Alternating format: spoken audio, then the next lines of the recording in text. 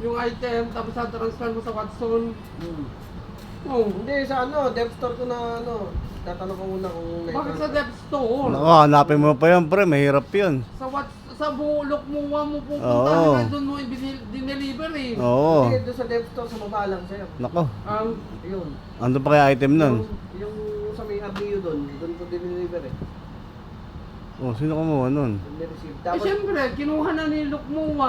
kinuha na.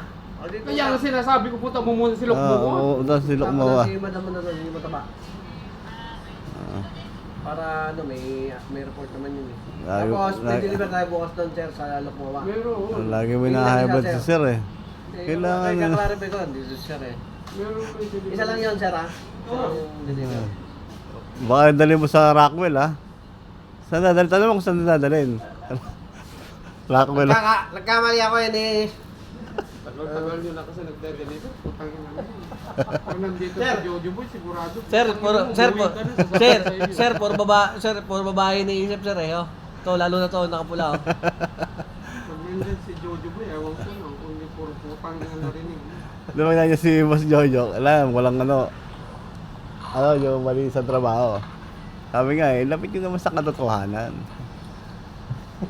Pinareceive mo sa halaman, ah.